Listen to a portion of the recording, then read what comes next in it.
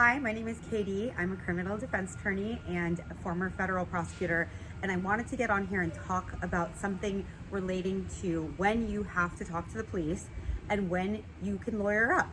A lot of people are under a misconception that you cannot tell the police that you don't want to talk to them unless and until they've read you your Miranda rights, and that is absolutely not the case.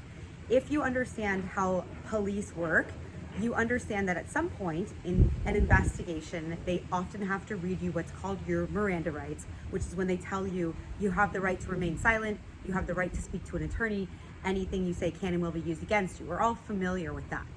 But what we may not be familiar with is that that is not the only point in time where you can tell the police that you don't want to talk to them.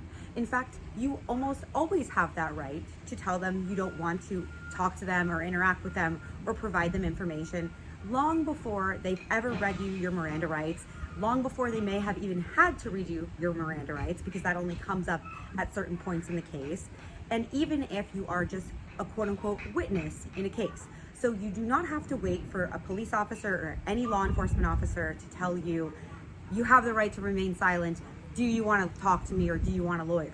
That is not the only point in time where you can tell them respectfully that you don't want to talk to them and go on your way. And on that note, if you are in fact confronted by a police officer, one of the very basic things that you should understand is that police officers can often make you feel like you can't leave the interaction, but that is not always the case. So you should ask them, am I being detained here or am I free to leave? That's kind of a key question to determine if you're really implicated in something or really maybe you are just a witness. And if they tell you that you are free to leave, then go ahead and go on your way. If they tell you that you're being detained, then in that case, it's a very good idea to say nothing further to them, especially if you're implicated in some sort of criminal investigation.